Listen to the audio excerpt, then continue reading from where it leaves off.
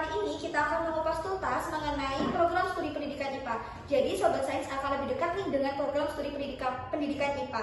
Nah, sebelum itu perkenalkan, nama saya Elvira Karyawati Farah akan menemani Sobat Sains di beberapa menit ke depan. Sebelum itu kita sudah mengundang pemateri hebat kita, yaitu Bapak Randy. Mungkin sebelum itu Bapak Randy bisa perkenalan terlebih dahulu. Oke, salam kenal untuk semuanya ya. Jadi di sini saya selaku perwakilan dari dosen program studi pendidikan IPA, Fakultas Ilmu Pendidikan Universitas Trunojoyo Madura.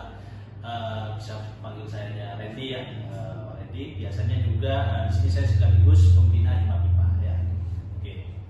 Oke, jadi ini kita dari Hima IPA sudah mengumpulkan beberapa pertanyaan nih buat Bapak Randy. Mungkin bisa dimulai saja ya Bapak ya. Oke, untuk pertanyaan yang pertama nih Bapak, ini ada pertanyaan mengenai apa sih Bapak program studi pendidikan IPA itu dan apa saja yang akan dipelajari di program studi pendidikan IPA itu sendiri.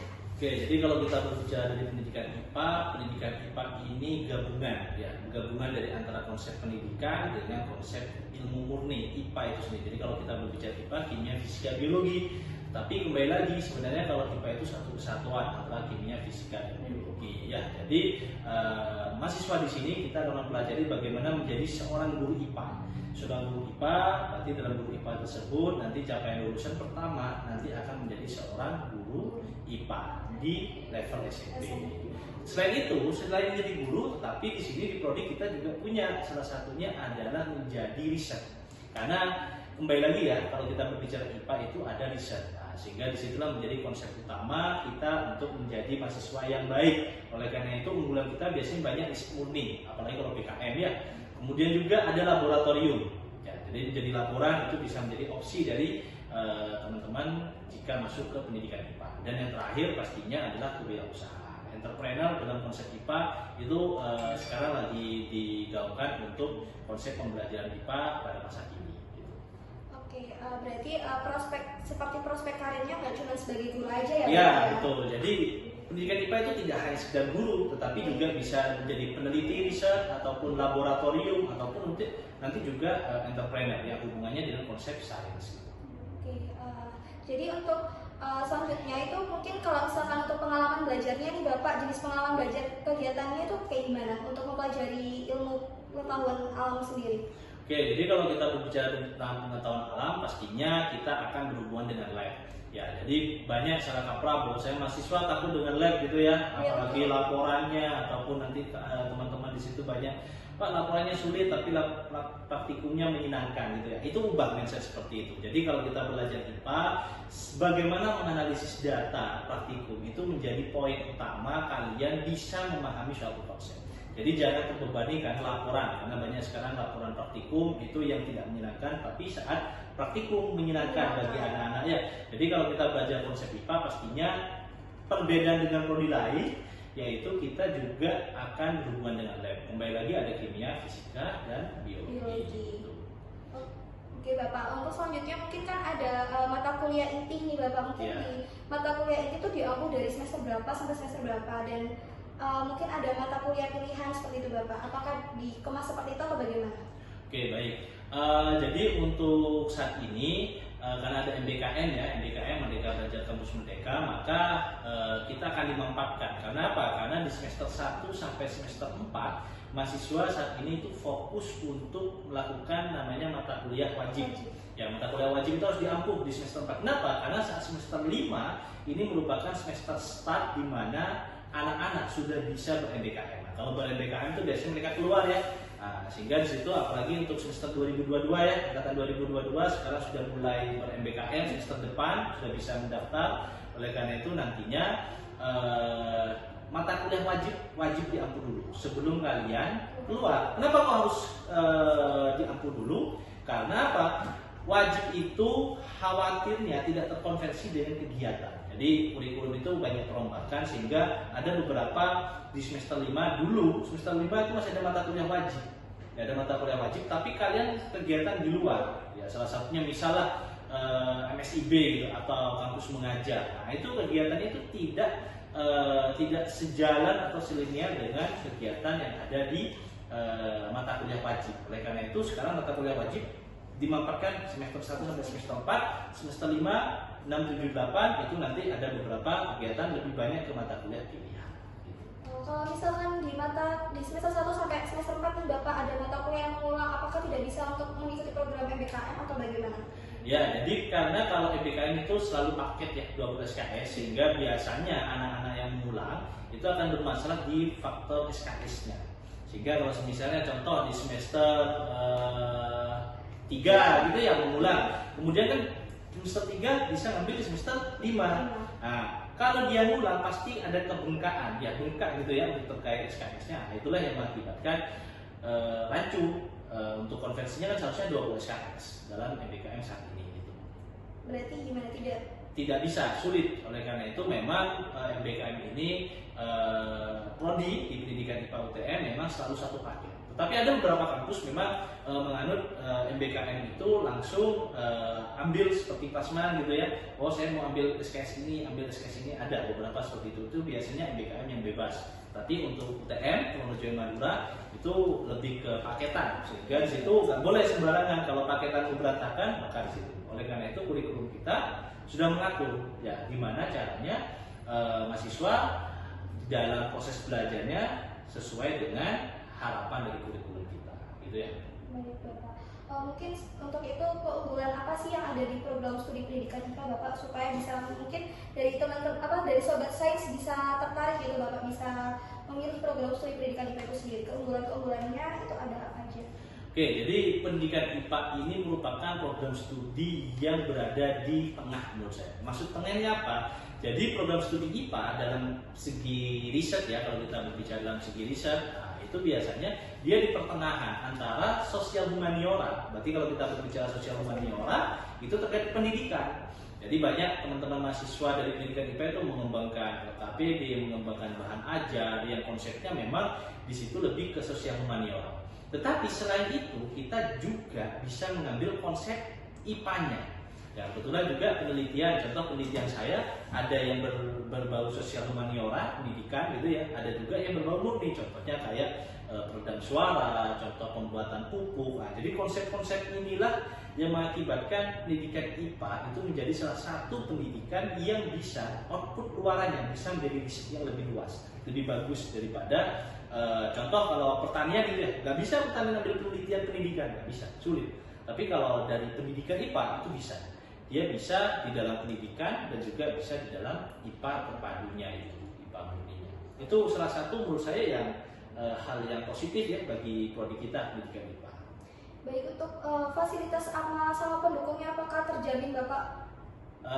Sangat terjamin ya. Nah, itu untuk terkait program studi pendidikan IPA pastinya kami selalu membedah ya setiap tahun ke tahun selalu membedah atas masukan, apalagi kita pada tahun ini jumlah mahasiswa baru ya angkatan 2024 ya 2024 mulai bertambah untuk terkait jumlah mahasiswanya kami selalu berbenah khususnya dalam ruang kelas dan juga di dalam sarana-sarana yang lain seperti laboratorium, seperti juga kegiatan-kegiatan mahasiswa ya. Kami selalu mewadahi bagaimana kegiatan mahasiswa baik dalam segi akademik ataupun non akademik ya. Jadi dari program studi pendidikan IPA selalu memberikan pelayanan terbaik khususnya dalam sarana-sarana tersebut ya. Oke. Untuk selanjutnya itu Bapak apakah dari alumni program studi pendidikan IPA Universitas Trunojoyo Madura ini apakah bisa Bapak ceritakan untuk bisa memberikan motivasi kepada sobat sains gitu Bapak, alumni-alumni hebat yang sudah lulus dari program studi pendidikan IPA? Oke, jadi kalau kita berbicara alumni sangat banyak ya, tapi kembali lagi ternyata saat kita melakukan research study ternyata di situ alumni itu memang sebaran luasnya itu sangat banyak saat menjadi seorang guru ya, guru IPA ya gitu ya. Nah, sehingga memang CP utama kita menjadi seorang guru gitu ya. Tetapi juga ada opsi yang kedua yaitu ada peneliti, research dan juga laboratorium. Nah, ternyata ada beberapa alumni kita juga di situ setelah lulus pekerjaannya sesuai dengan CPL kita harapkan. Kemudian juga yang terakhir ada entrepreneur ya. Jadi di situ ada entrepreneur yang memang kewirausahaan dalam konsep IPA gitu ya dihubungkan dengan entrepreneur. Jadi di situ. Tetapi ada juga banyak alumni kita itu sudah prajab ya. Kalau kita jadi seorang guru memang aturan yang baru ya. Jadi guru kalau memang tidak prajab itu tanda kutip S1-nya kurang ya, kurang sah gitu ya, maka prajab. Jadi banyak kita yang sudah lolos prajab ya, kemudian juga selain prajab lulusan kita biasanya ke lanjut S2 ya. Kebetulan banyak yang sudah ambil beasiswa LPDP ya, itu merupakan beasiswa yang sering ya diincar salah satu alumni kita yang paling banyak mendapatkan beasiswa LPDP itu ya. Oke Bapak, menurut Bapak mengapa calon mahasiswa pendidikan IPA ini harus memilih program studi pendidikan IPA? Mungkin motivasi ya Bapak? Oh gitu ya. Kembali lagi ya, kalau menurut saya gini, pasti teman-teman mahasiswa itu kalau mencari program studi pasti kedepannya seperti apa, karena jangan sampai kalian masuk ke dalam prodi yang nantinya output keluarannya kalian mesti bingung jadi apa gitu ya. Nah, jadi kalau di pendidikan IPA sudah jelas, karena kami dari program studi pendidikan IPA Trunojoyo Madura ini sudah mengikuti salah satu kesepakatan profil lulusan yang dimana di situ menjadi seorang guru ya, memang output keluarannya menjadi seorang guru, dan kembali lagi peneliti riset, laboratorium, dan entrepreneur. Jadi dari 3 poin tambahan itu menjadi hal yang positif bagi lulusan kita. Tidak hanya, kadang banyak ya mahasiswa itu Pak nanti kalau udah lulus saya nggak mau jadi guru. Nah, opsi jadi guru itu kan nggak wajib memang, tapi masih ada opsi yang lain. Itulah menjadi profil lulusan dari program studi pendidikan IPA ya. Oke baik Bapak, sebelum ditutup dengan pesan dan harapan, ini ada beberapa pertanyaan dari Sobat Sains yang udah kami unggah di Instagram. Apakah bisa untuk dijawab Bapak? Oke, silakan. Oke, ini pertanyaan dari Ervin_Octavia, yaitu bertanya untuk jurusan pendidikan IPA mulai semester berapa nggak Bapak praktikumnya? Oke, jadi untuk kurikulum yang baru ya, jadi kita sudah melakukan perombakan kurikulum. Memang untuk praktikum itu sudah start semester 1 sudah digunakan praktikum. Karena mau tidak mau kalian harus menyelesaikan praktikum di semester 1 sampai semester 4 pastinya ya. Jadi tapi di sini perbedaannya, kalau dulu semester 1 itu 3 sampai 4 praktikum. 4 ya, kalau nggak salah 4 sampai 4 ya praktikum ya. Tetapi kalau yang sekarang itu dibatasi 3. Karena banyak mahasiswa yang mengeluh ya, sehingga di situ karena terlalu banyak, maka di situ kita batasi praktikumnya memang maksimal 3 praktikum. Ya, jadi praktikum itu hal yang mungkin menjadi pembeda dengan prodi di FIP ya, Fakultas Ilmu Pendidikan. Kita punya lab yang mayoritas paling banyak gitu ya, eksak. Maka di situ kekuatan praktikum ini menjadi ciri khas dari punyanya pendidikan IPA. Jadi jangan sampai kalian berpikir takut terkait praktikum, jangan. Jadi praktikum itu sangat menyenangkan ya. Kalian takut dalam menulis ataupun membuat laporan. Nah, jadi hal itu diubah paradigma seperti itu. Jangan takut. Jadi enjoy saja dalam melakukan suatu praktikum.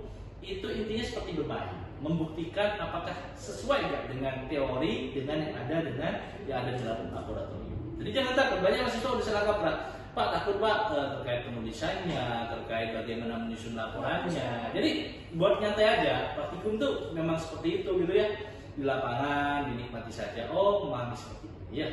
Oke baik Bapak. Mungkin tadi karena di perombakan kurikulum jadinya ada 3 praktikum, apakah mempengaruhi Bapak? Karena sebelumnya ada 4 praktikum gitu. Kebetulan memang menurut saya sih setelah melihat perbedaan ya antara 2022 dan angkatan 2023 memang ada perbedaan ya. Jadi untuk terkait beban mahasiswa mengerjakan laporan praktikum berkurang ya, meskipun persentasenya tetap aja mahasiswa mengeluh ya. Tapi bagi saya kembali lagi bukan salah praktikumnya sebenarnya, tapi gimana mindset kalian nantinya menghadapi praktikum. Praktikum itu kan benda mati. Meskipun asprak itu ya hadapi sesuai dengan apa yang ada di lapangan, nggak usah takut ya. Jadi itulah yang menjadi hal yang membuat hal tabu gitu ya bagi mahasiswa untuk praktikum menakutkan. Tidak ya. Jadi praktikum itu merupakan ciri khas dari pendidikan IPA gitu ya. Oke Bapak, untuk selanjutnya ada pertanyaan dari kakak Ervin_Octavia lagi bertanya, apakah di UTM sendiri ada PPG Prajabatan?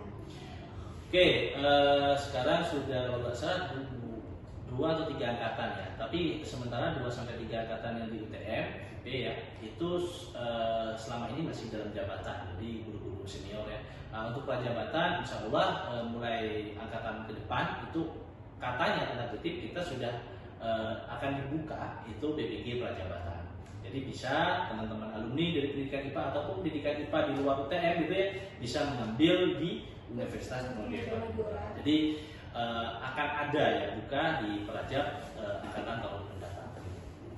Oke, baik Bapak. Di sini ada pertanyaan terakhir nih dari Sobat Sains, yaitu dari itsme_nova. Itu bertanya, Kak, mau bertanya nih, apa saja mata kuliah dipelajari di program studi pendidikan IPA? Mungkin konsepnya aja mungkin ya, karena banyak ya mata kuliah. Jadi intinya dalam konsep IPA itu kita bermain kalau di pendidikan IPA itu ada namanya tanean ya, tema penelitian. Jadi kalau kita berbasis yang di awal tadi, pendidikan IPA itu ada pendidikan. Jadi pasti mata kuliah ke pendidikan, khususnya psikologi pendidikan, teori belajar, kemudian metodologi penelitian. Jadi di situ hal-hal instrumen itu yang berbau terkait bagaimana pendidikan, gitu ya. Kemudian ada namanya IPA terapan. Nah, jadi kalau IPA terapan itu dihubungkan dengan konsep-konsep eksaknya. Jadi ada kimia, fisika, dan biologi. Oleh karena itu pendidikan IPA punya 3 lab. Sebenarnya plus 3 ya. Kenapa saya mengatakan plus 3? 3 lab, ada kimia, fisika, biologi. Nah ini kimia, fisika, biologi ini satu keterpaduan itu di bawah universitas itu ya. Tapi selain ada itu, kita juga punya 3 lab lagi yang memang punya pendidikan IPA, yaitu adalah kimia rumah tangga, anatomi fisiologi, dan juga yang terakhir ini baru ya, dan baru yaitu mekanika gelombang. Ya, kalau dulu kan IPBA ya. Nah, IPBA sekarang akan kami ganti sesuai dengan kurikulum. Sesuai dengan kurikulum itu adalah mekanika gelombang. Jadi 3 lab itu 3 lab baru punya pendidikan IPA. Gitu. Oke, baik Bapak. Untuk selanjutnya itu penutup, mungkin dari penutup ini mungkin bisa ditutup dengan pesan dan harapan.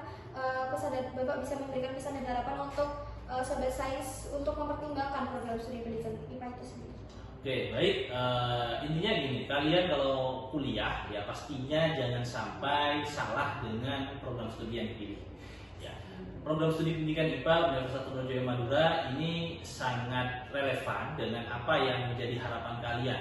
Bagi kalian yang ingin masih ragu dengan program studi pendidikan IPA, maka pendidikan IPA itu bisa menjadi alternatif. Salah satunya bisa dalam dunia pendidikan dan bisa juga dalam dunia hal yang lain, contohnya seperti laboratorium, research, ya gitu ya, dan juga entrepreneur.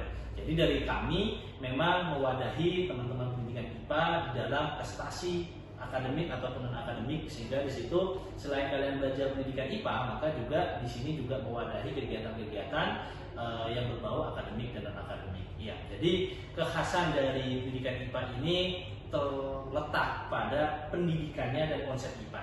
Jadi banyak mahasiswa kita yang sudah berusaha ya untuk mengembangkan konsep IPA, temuan-temuan baru, kepenulisan. Nah itu, jadi silahkan yang adik-adik yang mau lanjut ke program studi, silahkan bisa bergabung dengan program studi pendidikan IPA. Oke, terima kasih Sobat Sains, terima kasih Bapak sudah meluangkan waktunya untuk melakukan Sainscast pada siang hari ini. Mungkin hanya itu aja yang akan kami sampaikan. Terima kasih. Assalamualaikum warahmatullahi wabarakatuh. Waalaikumsalam. See you. Sukses ya.